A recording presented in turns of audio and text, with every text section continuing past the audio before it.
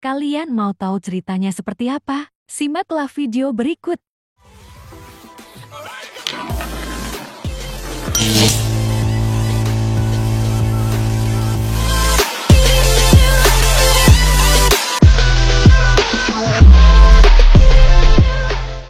Selama 100 tahun terakhir ini berhasil jadi kekuatan ekonomi terbesar di dunia. Apalagi kalau bukan negara Amerika Serikat. Padahal sekitar 150-200 tahun yang lalu, ekonomi Amerika itu belum ada apa-apanya. Kalau misalnya dibandingin sama kerajaan Inggris, kekaisaran Cina, dan juga kerajaan di Hindustan. Tapi cuma dalam waktu singkat, negara Amerika saat ini bisa jadi kekuatan raksasa dengan proporsi GDP mencapai 24% dari seluruh GDP di dunia saat ini. Bahkan kalau misalnya dibandingin sama Indonesia nih, GDP negara Amerika itu 20 kali lipat lebih besar daripada GDP Indonesia.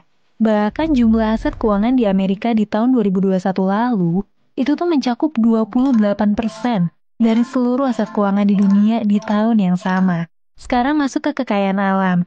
Amerika ini punya cadangan sumber daya alam terbesar nomor 2 di dunia, dengan nilai 45 triliun dolar. Yang mencakup batu bara, gas alam, tembaga, emas, kayu, dan masih banyak lagi. Khusus buat cadangan emas, Amerika tuh punya cadangan emas terbesar di dunia saat ini, yaitu sebesar 8.133 ton cadangan emas. Kekayaan Amerika ini belum termasuk industri pop culture-nya kayak Hollywood dan juga industri musik. Dan juga kerajaan industri teknologinya yang nyaris memonopoli akses teknologi informasi di seluruh dunia. Nah, pertanyaannya sekarang, kenapa sih Amerika bisa menjelma jadi kekuatan ekonomi sebesar itu? Padahal kalau kita lihat sejarah, Amerika 100-200 tahun yang lalu itu cuma koloni pengembara aja, yang merupakan pelarian dari bangsa Eropa. Jadi di awal kemerdekaan mereka di tahun 1776, masyarakat Amerika itu masih jauh banget dari kata sejahtera. Kebanyakan masyarakat di Amerika perlu berjuang nih buat ngelawan ganasnya alam dan juga musim dingin yang ekstrim. Bahkan berperang ngelawan penduduk lokal buat bisa bertahan hidup sehari-hari. Dengan GDP yang cuma 2% dari GDP dunia saat itu, Amerika Serikat sama sekali nggak dianggap sebagai kekuatan yang patut diperhitungin. Nah, sebetulnya ada banyak faktor ya yang ngebentuk Amerika jadi kekuatan ekonomi terbesar di dunia saat ini. Tapi aku coba rangkum semuanya jadi 3 katalis. Yang pertama itu ada ekspansi wilayah besar-besaran. Yang kedua revolusi industri, dan yang ketiga perang dunia kedua. Sampai sini udah kebayang dikit-dikit kan gimana besarnya kekuatan ekonomi Amerika?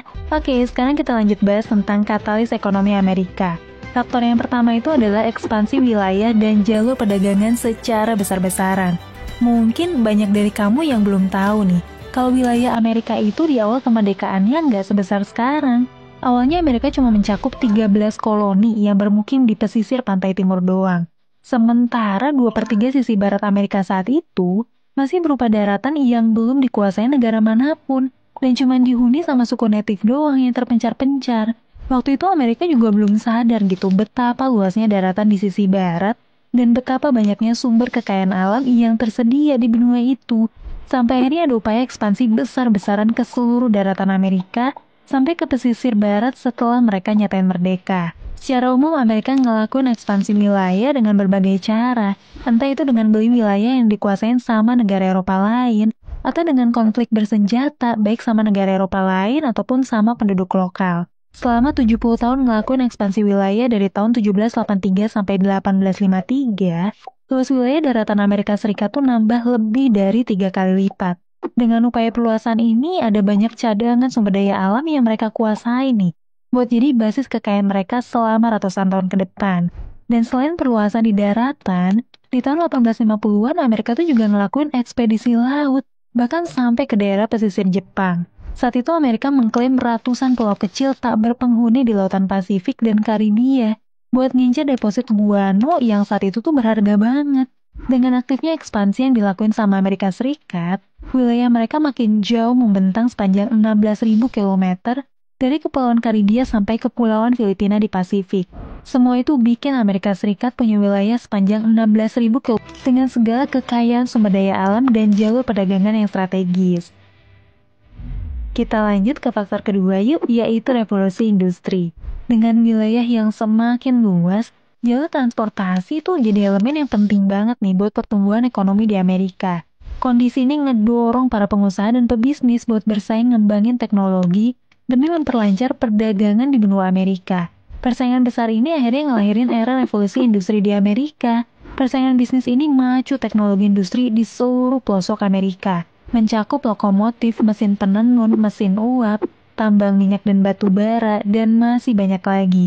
Bahkan gak jarang pebisnis Amerika ini ngirim mata-mata gitu ke Inggris, yang saat itu memimpin kemajuan teknologi di dunia buat nyontek desain-desain mesin dan teknologi yang berkembang di Eropa saat itu. Di antara banyaknya inovasi teknologi yang dinikmatin Amerika saat itu, salah satu yang paling berpengaruh adalah jalur kereta api dan lokomotif. Dengan jalur kereta api dan lokomotif, distribusi komoditas, ternak, dan tenaga manusia bisa dilakukan secara cepat dan massal ke seluruh wilayah Amerika Serikat dari ujung ke ujung.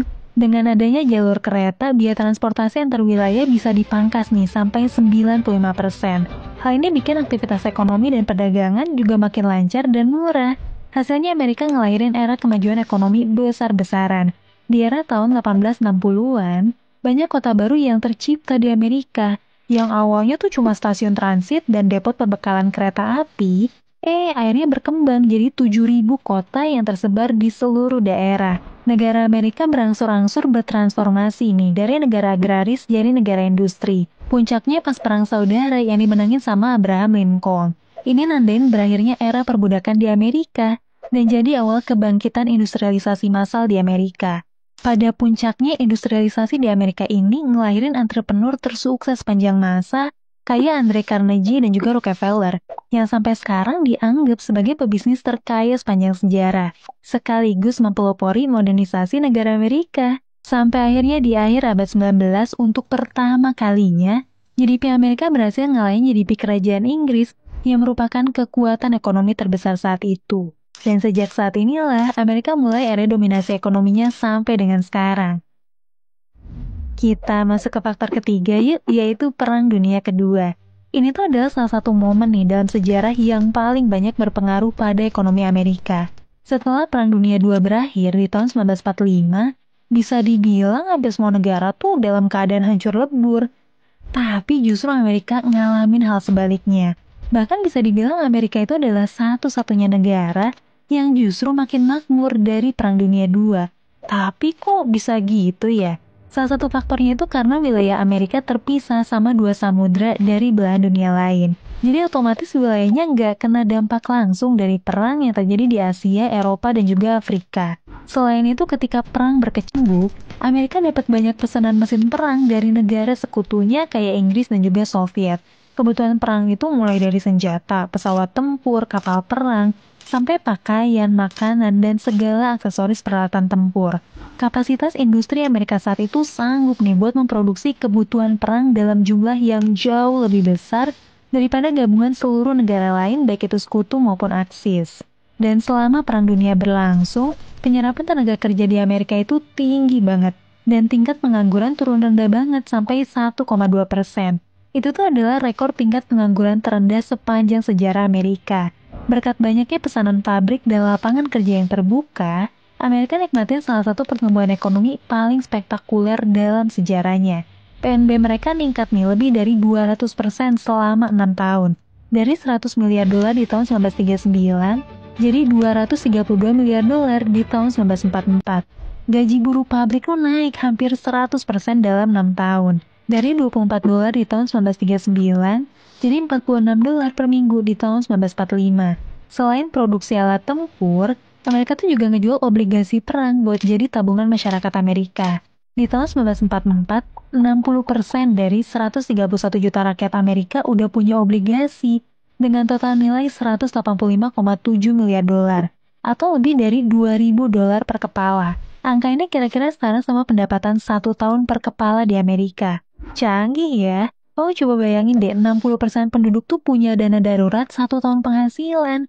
Selain dari output industri, Amerika tuh juga sukses jadi negara yang punya cadangan emas terbanyak di dunia pasca perang. Karena kebijakan politik Gold Reserve Act yang diberlakuin di tahun 1934.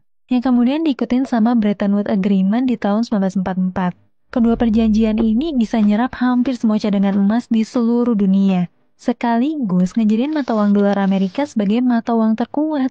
karena dipercaya jadi satu-satunya mata uang yang di-backup langsung sama cadangan emas. Kondisi ini terus berlangsung sampai di tahun 1971, Presiden Nixon menyebut perjanjian Bretton Woods dan bikin mata uang dolar Amerika bisa dicetak tanpa harus di-backup sama cadangan emas. Nah, sebetulnya masih ada banyak banget ya faktor yang nunjang perekonomian Amerika di era modern kayak sekarang. Contohnya tuh kayak dominasi teknologi informasi yang dikuasain sama perusahaan asal Amerika. Misalnya tuh Google, Apple, Microsoft, dan juga Meta. Belum lagi industri pop culture dan hiburannya yang nyihir miliaran penggemar di seluruh dunia. Mulai dari industri film Hollywood, musik, olahraga, TV show, dan masih banyak lagi. Tapi terlepas dari semua itu, momentum katalis ekonomi Amerika ini dibentuk dari 3 faktor yang aku bahas tadi. Perluasan wilayah, industrialisasi lokomotif, dan juga momentum Perang Dunia II. Tanpa ketiga katalis itu, Amerika tuh belum tentu bisa jadi negara terkuat di dunia kayak sekarang. Menurut kamu, apa Indonesia bisa ngikutin jejak Amerika? Kira-kira momentum kayak gimana ya yang bisa bikin Indonesia punya katalis percepatan ekonomi di masa depan? Ceritain pendapat kamu di kolom komentar ya.